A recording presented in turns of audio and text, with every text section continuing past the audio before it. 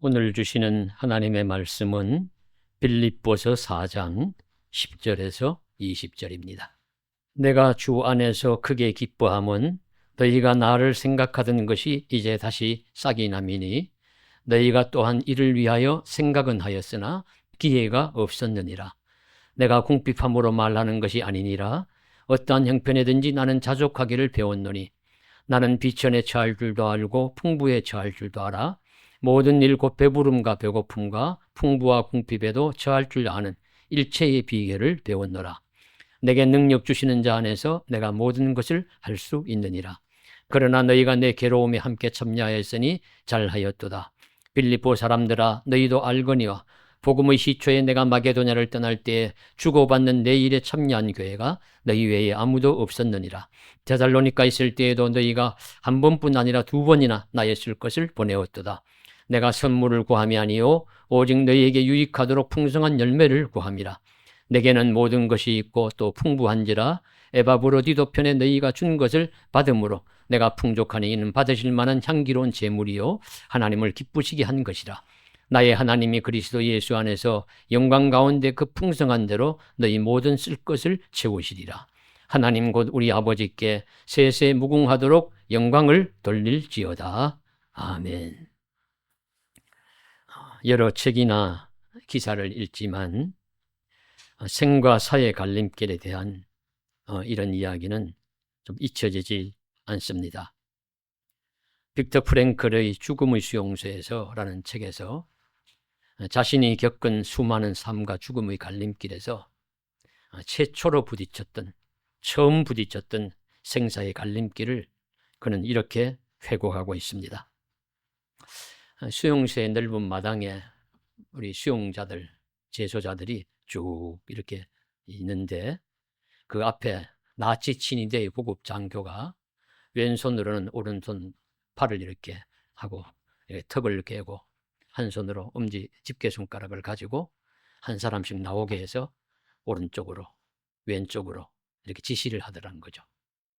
그렇게 할 때만 해도 그것이 무슨 뜻인지를 아무도 몰랐다고 해요. 그런데 한 90%는 왼쪽으로, 한 10%는 오른쪽으로 그렇게 하는데 이 빅터 프랭클의 차례가 되었어요. 자기에게는 오른쪽으로 가라. 그래서 그는 오른쪽으로 갔습니다. 그 손가락의 깊은 뜻을 그날 저녁이 되어서 알게 되었는데 그 왼쪽으로 간 90%는 그 가는 길이 화장장이었습니다. 화장되어서 옆에 있는 친구가 몇백 야드 밖에 있는 꿀뚝들을 가리키면서 저곳으로 갔다. 폴란드의 잿빛 하늘로 불기둥과 같은 화염을 내뿜고 있는 그곳에 당신 친구는 두둥실 하늘나라로 떠가고 있다. 이렇게 가르쳐 주었습니다. 과연 이런 상황에 처한다면 누가 인권을 주장할 수 있겠으며 사람의 생명이 무엇보다 고귀하다고 누가 말할 수 있겠으며 착하고 도덕적으로 살라고 누가 가르칠 수 있겠습니까? 이처럼 어떤 한 사람의 순간적인 감정이나 무심한 행동이 그렇게 귀하다는 인간의 생명을 좌지우지할 수 있는 상황에 부딪힐 수도 있다는 것이 인간의 삶입니다. 그렇다고 보면 우리 인간은 참 삶이 무엇인지 만일에 영혼이 없고 내세 영생이 없다면 얼마나 무가치인가 한 것인가 하는 것도 우리가 생각을 하게 됩니다. 사람은 누구나 구체적인 시대 환경 속에서 살아갈 수밖에 없습니다. 사람은 자신이 처한 시대적 환경의 영향을 받지 않을 수가 없죠. 하나님의 아들 예수님도 유대인으로 1세기에 태어났고 그랬기 때문에 당시 유대 지역의 환경을 영향을 받았습니다. 유대인으로 살았고 나사렛에서 자라났고 그리고 유대 종교의 그 율법 회당 그 말씀을 배웠고 그리고 또 헬라의 문화를 영향을 받았고 로마의 통치 정치권의 영향도 받았습니다.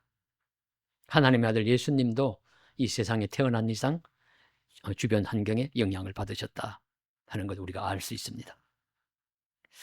또한 사람은 시대 환경을 잘 타고나야 한다는 것을 우리는 깨닫습니다. 우리나라의 흑윤의 누이인 흔한설원 같은 이가 조선시대에 태어나지 않고 이런 현대시대에 태어났다면 얼마나 훌륭한 시인으로 각광과 존경을 받겠습니까? 동우교감의 저자인 흑윤이 오늘날 시대에 태어나면 얼마나 뛰어난 의사로 그 의술로서 또 칭찬과 명성을 누리겠습니까? 반대로 오늘날 인기 있는 어떤 운동을 잘하고 어떤 연기를 잘해서 명성을 누리고 부유하게 사는 체육인이나 연예인들이 저 조선시대에 태어나서 살았으면 각광은커녕 어떤 구차스러운 삶을 살아갈지도 모릅니다. 사람은 확실히 시대를 잘 타고나고 그 시대에 맞는 재능을 부여받고 그것을 꽃피우며 살아가는 것이 큰 복이요 은혜가 아닐 수 없습니다. 그런데 이러한 것은 하나님의 주권에 속한 부분입니다. 마치 그릇이 토기장이에게 날 왜 이렇게 이 모양으로 이런 시기에 나를 이 모양으로 만들었느냐고 그렇게 대어들고 항변할 수가 따질 수가 없듯이 우리도 수용할 부분은 수용하고 인정할 부분은 인정하여야 합니다. 그래서 라인홀드 니버의 기도문을 먼저 생각해 봅니다. 주여, 바꿀 수 없는 것은 담담히 수용할 수 있는 은총을 주시고 우리가 바꾸어야 할 것은 바꿀 수 있는 용기를 주시고 그리고 둘 중 어떤 경우인지를 분간할 수 있는 지혜를 주십시오. 이런 기도가 우리의 삶 속에 살아있으면서 지혜로운 선택으로 올바른 길을 찾아갈 수 있기를 주님의 이름으로 간절히 소망합니다. 오늘은 바울이라는 인물이 처한 상황과 그가 사는 삶의 내용을 보면서 바울이 오늘 빌립보서를 우리에게 읽게 하시면서 어떤 삶의 자세를 가르쳐 주셨는지 우리 깨닫고자 합니다. 우리 바울은 우리 믿음 안에서 기독교에서 훌륭한 인물입니다. 우리 복음송에 보시면요. 낮엔 해처럼 밤엔 달처럼 그렇게 살 수 없을까 하는 찬송이 있는데 복음송이 있는데 그 2절에 보시면 무엇입니까? 예수님처럼 바울처럼 그렇게 살 수는 없을까 할 정도로 예수님 다음에 가장 훌륭한 인물로 존경받는 인물이 바울입니다. 많은 성도들, 많은 사람들이 바울처럼도 살 수 없을까? 그런 바울이니까 그 바울이 어떤 삶의 자세를 가지고 살았는지를 보면서 우리도 그 삶의 자세를 배우기를 간절히 소망합니다. 먼저 바울이 살았던 시대와 그 삶의 큰 그림을 보도록 하겠습니다. 사울이라는 바울은 본래 지금의 터키 남부 지역인 길리기아 다소에서 출생한 유대인입니다. 이방 지역에서 태어나서 자란 유대인입니다. 어릴 적부터 학문적 소양이 있었던 것으로 보이며 당시 유명한 바리새인 지도자인 가말리엘 문화에서 공부를 했다고 합니다. 학벌이 좋았다는 거예요. 또 그리고 자신이 본서에서도 밝히는 바와 같이 골수 바리새인이요 공회의원도 역임했던 유력한 인물로서 경력도 좋았다는 것입니다. 또한 예수 믿는 사람이 세상을 어지럽힌다고 생각하여서 앞장서서 박해했던 박해자이기도 합니다. 그러나 그가 다메섹 도상에서 예수님을 만난 이후에 이 모든 것들을 배설물처럼 여긴다고 그 이야기합니다. 그는 크리스천이 되었습니다. 교회를 세우고 말씀을 가르치고 교회를 복음을 전하는 선교사가 되었습니다. 그래서 수리아 안디옥에서 출발하여 지금의 터키 지역과 그리스 지역을 샅샅이 뒤지다시피 할 정도로 다니면서 교회를 세웠고 많은 사람들을 전도했습니다.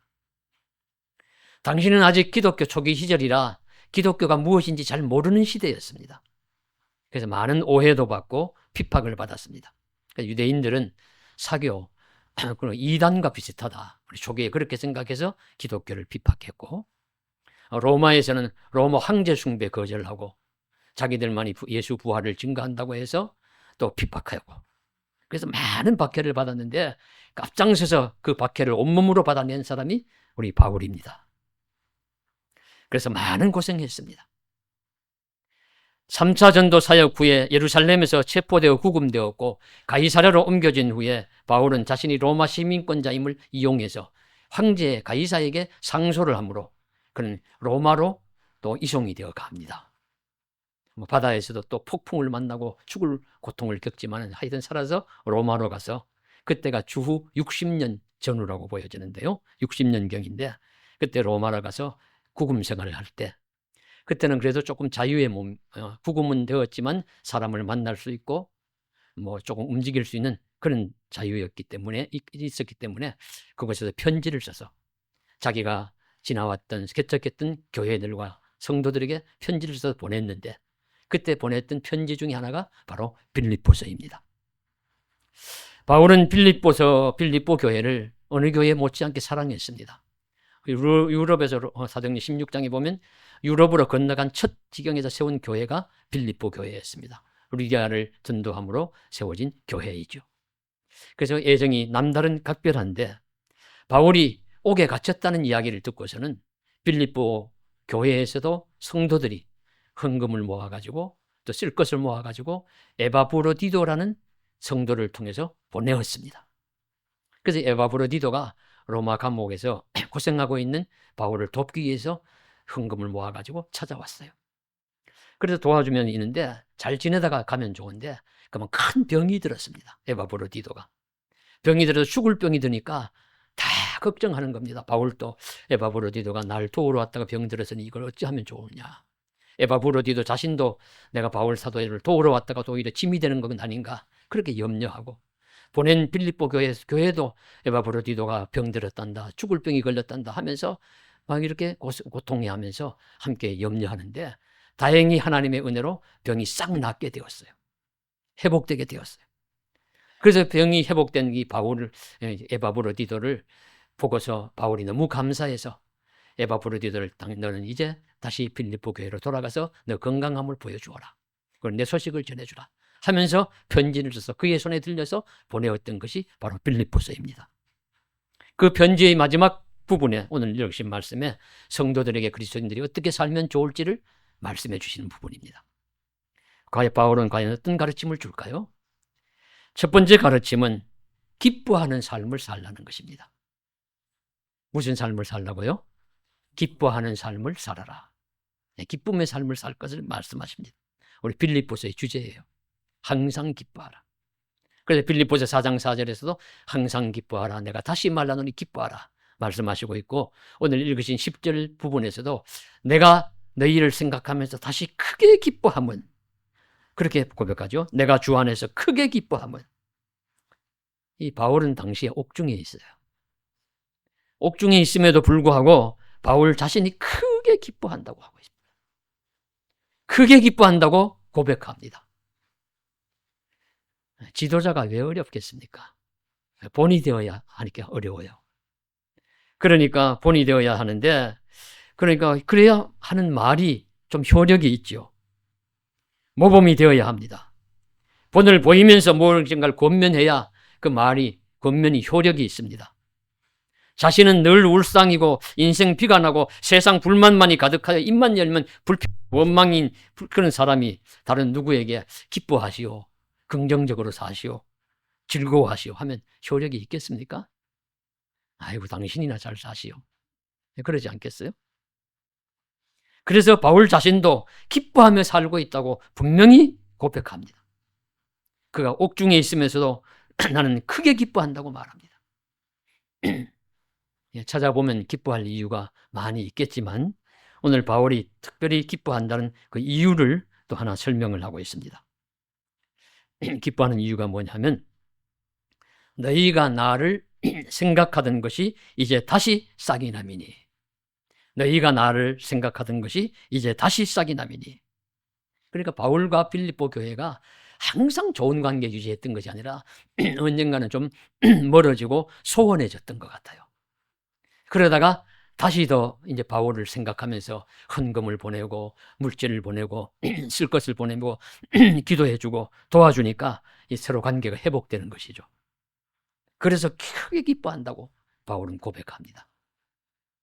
사람과 사람의 삶이 항상 변함없이 뭐 일편단심 민들레처럼 그저 좋기만 하면 얼마나 좋겠습니까? 그러나 그렇지 않아요. 그렇지 않고 살다가 보면 가까워질 때도 있고 멀어질 때도 있고 친밀할 때도 있고 조금 뭐 사이가 틀어질 때도 있습니다. 그래서 바울과 빌립보 교회 성도의 삶도 그랬던 것 같습니다. 언젠가는 조금 무슨 이유인지 조금 소원해지고 멀어졌어요. 이 부분은 갈라디아 교회와 바울 사이에 아주 잘 나타납니다. 갈라디아서 4장에 보시면 여러분 기억하실 겁니다. 갈라디아 교회 교인들이 처음에는 바울 사도를 보고 얼마나 좋아하고 사랑했는지, 그리스도 예수와 같이 하나님의 천사와 같이 대접하고, 바울이 눈이 어두우니까, 눈이 안 좋으니까 우리 눈이라도 빼어서 당신에게 줬으면 좋겠다고 할 정도로 좋아하고 사랑했는데, 바울이 그들이 듣기 싫은 말을 몇 마디 하니까 그만 싹 돌아서 가지고 원수처럼 대하고 있다. 그렇게 이 바울이 참 서운해하는 마음을 그렇게 표현하는 말씀들을, 안타까워하는 말씀을 읽어볼 수가 있습니다. 그런데 이제 바울과 빌립보 교회도 언젠가는 좀 소원했는지 모르나 이제는 에바브로디도를 통해서 헌금과 쓸 것을 보내주고 서로 위해서 기도해주고 서로의 삶을 염려해주고 걱정해주는 그런 친밀한 관계를 회복하니까 그 얼마나 기쁜지 모르겠다. 그 고백을 합니다. 그래서 기쁨의 근거를 찾은 거예요. 기쁨의 이유를 찾은 것입니다. 우리도 삶을 슬퍼하고 애통하며 살 수도 있고 즐거워하며 기쁘게 살 수도 있습니다. 흘러가는 세월 속에서 즐거워할 이유도 찾아보면 분명히 있을 것이고요. 그리고 또 슬퍼하고 애통스럽고 불평하고 원망할 이유도 분명히 있을 것입니다. 그럴 때 우리도 바울처럼 다른 사람과의 관계가 회복이 될 때 무엇보다도 기뻐하고 즐거워할 수 있을 것입니다. 그런 좋은 관계로의 회복의 기쁨이, 즐거움이 다른 모든 어려움을 능가하는 기쁨과 즐거움이 될 수 있기를 소원합니다.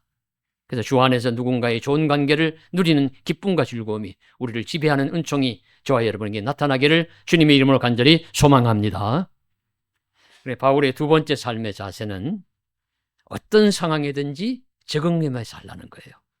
어떤 상황에서든지 적응하며 살아라. 바울은 어려운 상황 속에서 기뻐하는 삶을 살 수 있는 또 다른 비결이 있음을 가르쳐 줍니다. 그것은 바울이 어떤 상황에서도 처할 수 있는 일체의 비결을 배웠다고 말씀하고 있습니다. 이런 설명이죠. 혹시 빌립보 교회에서 헌금과 헌물을 보내오니까 바울 자신의 삶이 좀 풍족해지는 것이 좋아서 아이고 그래서 내가 기쁘다, 내가 좋다 이렇게 하는 소리인가 오해할까 봐 바울은 이런 설명을 붙입니다. 내가 궁핍함으로 말하는 것이 아니니라.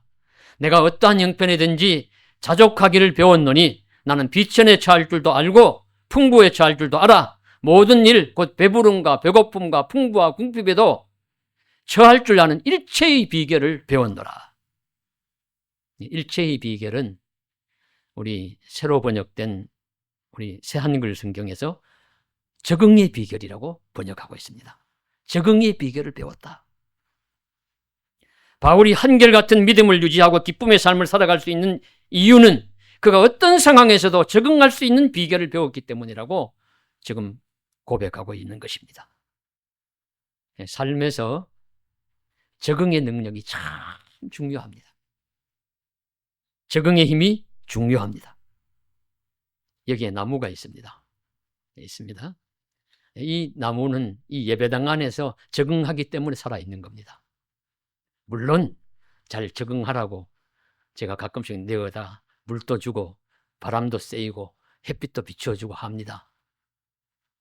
그래도 하여튼 이 상황 공간 안에 적응하기 때문에 살아있습니다. 아니면 말라 죽어요. 적응하지 못하면 죽습니다. 나무든 인생이든 삶은 다양한 상황을 만납니다. 삶의 정황이 내 바라는 대로만 되지 않습니다.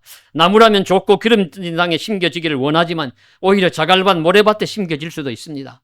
그러나 살려면 적응해야 합니다. 나는 순풍을 원하지만 역풍이 불 때가 있습니다.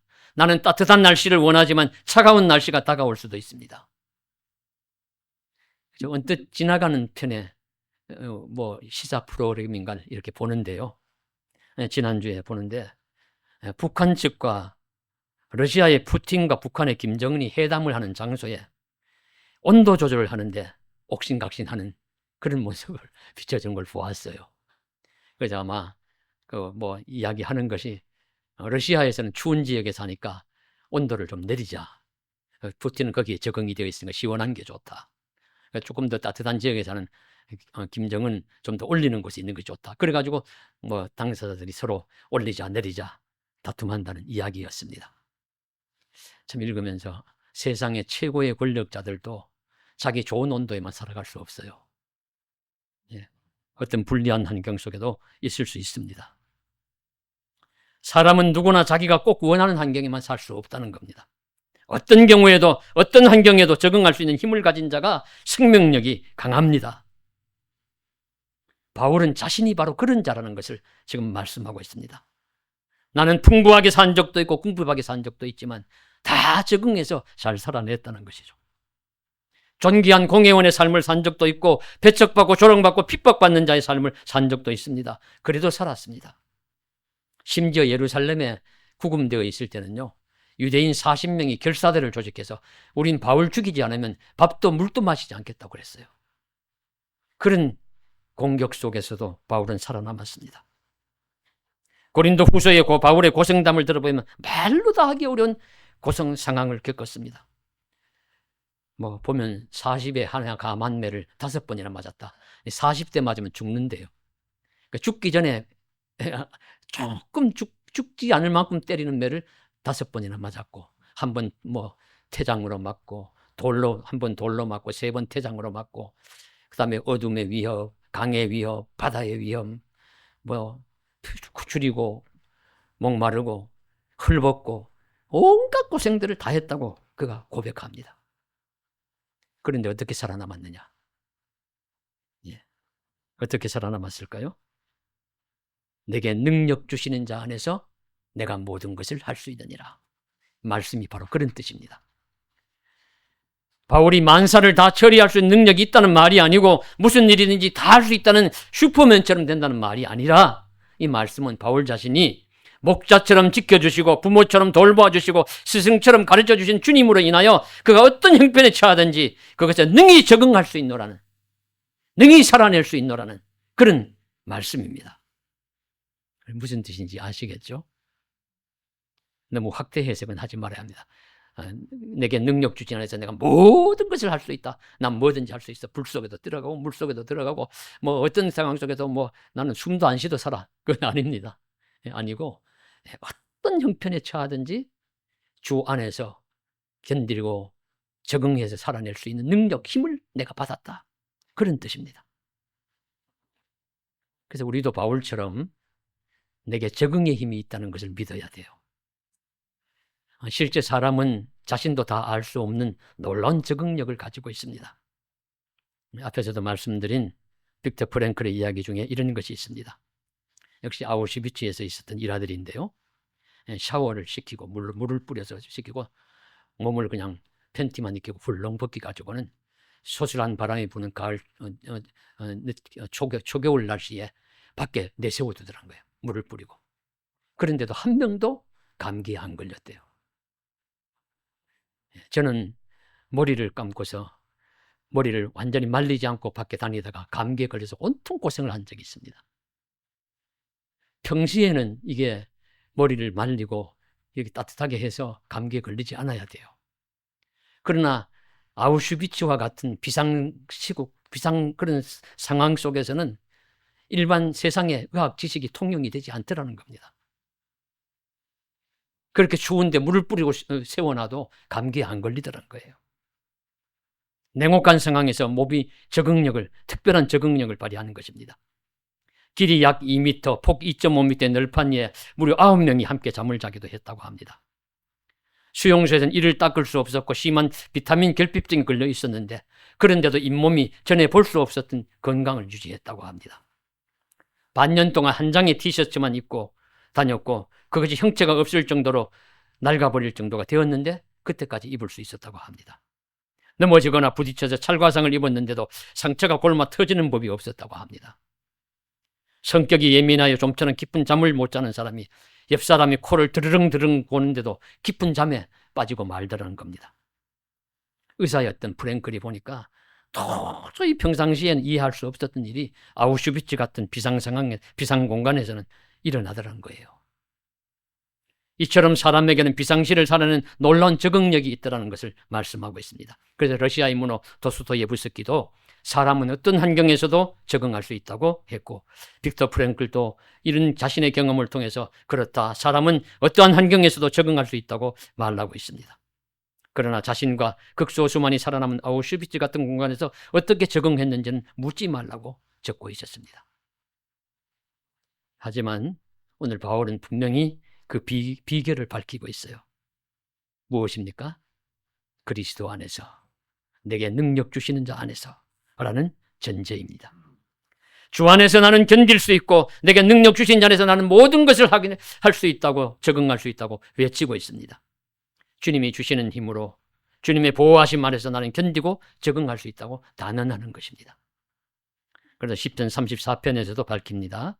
이 곤고한 자가 부르짖음에 여호와께서 들으시고 그의 모든 환난에서 구원하셨도다. 여호와의 천사가 주를 경외하는 자를 둘로 진치고 그들을 건지시는도다. 주께 부르짖으니까 모든 환난에서 건지셨는데요, 하나님의 천사가 둘로 진치면서 건져주시고 구원해 주셨대요. 어떤 상황을 이야기할까요? 그 시편의 표지에 보면은 다윗이 블레셋의 투항에서 했다가 미친 척해서 살아남은 그 이야기를 하고 있습니다.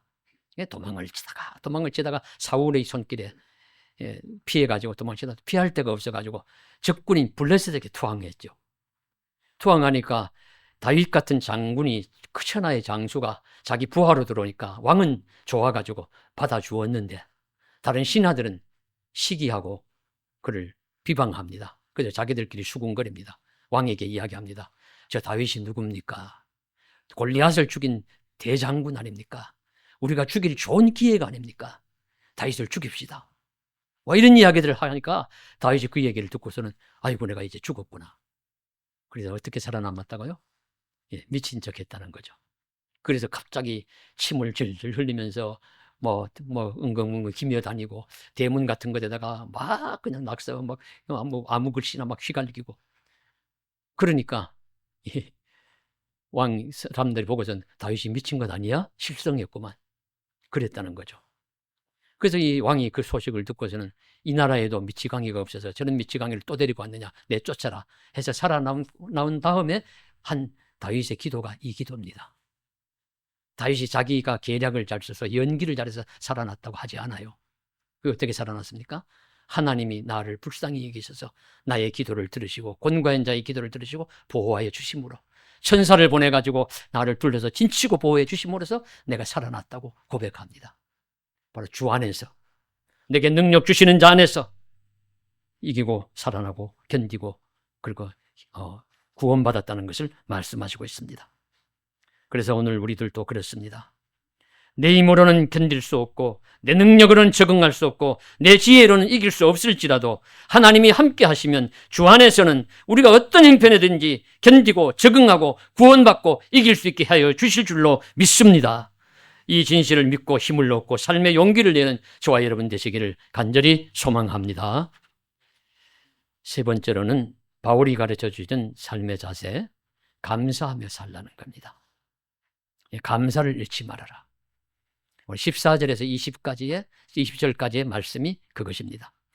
바울이 주님 안에서 살 때에 주께서 주신 적응의 능력으로 어떤 형편이든지 견딜 수 있고 이길 수 있다고 합니다. 그럼 누구 힘으로 이긴 것이죠? 주님 힘으로 이긴 것입니다. 그래서 모든 것이 주님의 뜻 가운데 이루어진다는 것을 누구보다도 바울은 잘 알고 믿고 있습니다. 그럼에도 불구하고 바울은 그 과정에 쓰임받은 인간적인 고마움과 도움을 준 사람의 손길을, 그 고마움을 잊지를 않아요. 이것이 중요한 것입니다. 그래서 빌립보 교회에게 마게도냐를 떠날 때에도 주고받는 내일에 참여한 교회는 빌립보 교회가 유일했다는 사실을 기억하면서 말하고 있고, 2번이나 쓸 것을 보내주면서 함께하였다는 사실도 잊지 않습니다. 그리고 이번에도 에바브리도 편으로 보낸 것이 하나님이 받으실 만한 향기로운 제물이요 하나님을 기쁘시게 하는 것이라고 빌립보 교회에 감사합니다. 이 마음이 참 귀하죠. 그래서 결론적으로 보면 모든 것이 다 하나님이 하신 일이고 다 하나님께서 이루어지시고 조정하시고 해서 이루어진 일이지만은 분명하게 쓰임받은 누군가가 있습니다. 쓰임받은 사람이 있고 쓰임받은 교회가 있어요. 누군가의 손길을 통해서 하나님은 은혜를 베푸십니다. 그렇다면 하나님께도 감사해야 하고 그렇게 중간에 도움의 손길이 된 그분들에게도 감사해야 합니다. 누가복음 17장에 예수님이 사마리아 인근을 지나다가 10명의 나병 환자가 소리를 지르죠. 예수 선생님이여 우리를 불쌍히 여기소서. 그 소리를 듣고는 예수님이 너희들 저기 제사장에게 가서 몸을 보여라. 내가 병이 낫도록 해주겠다. 그렇게 말씀하시니까 그들이 제사장에게로 막 가지요. 가는 중에 병이 나았대요. 나병 기운이 사라지고 몸이 깨끗하게 되고 다 10명이 다 나았습니다. 자, 그러면은 다 하나님이 하신 일이니까 하나님 땡큐. 그리고 자기 볼일 보러 간 사람이 9명. 하나님 땡큐도 했는지 안 했는지 모르겠어요.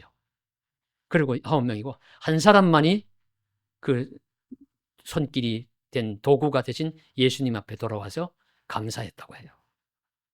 그때 예수님께서 하신 말씀이 10명이 다 고침을 받지 않았느냐? 나머지 9은 어디 갔느냐? 이렇게 하시면서 우리 서운해 하셨다는 말씀을 우리 성경은 전하고 있습니다. 예. 하나님이 다 하시지만 중간에 쓰임받은 사람에게도 교회에게도 우리가 고마움을 잃지 말아야 합니다. 바울은 누구보다도 하나님의 능하신 손 아래에서 일어난 일인 줄 잘 알고 있고 그렇게 믿고 있습니다. 하지만 자신이 어려울 때 도와준 빌립보 교회, 에바브로디도 그런 성도들의 손길을 감사를 잃지 않습니다. 감사하는 삶이 복된 삶입니다. 감사는 감사를 부릅니다. 우리도 삶이 어렵고 힘들 때 많지만 모든 상황에서도 감사하는 자의 삶이 되기를 간절히 소망합니다. 말씀을 맺습니다. 우리 환난 중에도 기뻐하고 살 수 있기를 원하고요. 어떠한 형편이든지 자족하는 일체의 비결, 자족의 비결을 배우기를 원하고 모든 일에 또 주님께 또 도움을 주신 누군가에게 감사의 마음을 잃지 않는 저와 여러분 되시기를 주님의 이름으로 간절히 축복합니다. 기도드리겠습니다. 사랑하는 하나님 아버지, 항상 기뻐하라 말씀하셨는데 우리는 원망과 불평이 많습니다. 세상 일 내 마음대로 안 된다고, 내가 원하는 상황이 펼쳐지지 않는다고 우리 적응하게 되기보다는 그저 몸부림치고 아버지 하나님 여러 가지로 그냥 불신적인 삶을 살아갈 때가 많습니다. 주님, 또 감사해야 하는데 감사보다는 원망과 불평이 또 많습니다. 이런 모든 일들 다 하나님 불신적인 삶인 줄 알고 깨닫고 회개케 하여 주옵시고 하나님 앞에 기뻐하는 삶을 살게 하옵시고 그리고 하나님 앞에서 또 감사하는 삶을 살게 하여 주옵시고 또 주 안에서 내게 능력 주신 자 안에서 모든 것을 할 수 있는 적응의 능력, 적응의 비결을 배우게 하여 주시옵소서. 그래야면서 어떤 경우에도 살아남게 하시고 견디게 하시고 이기게 하여 주시옵소서.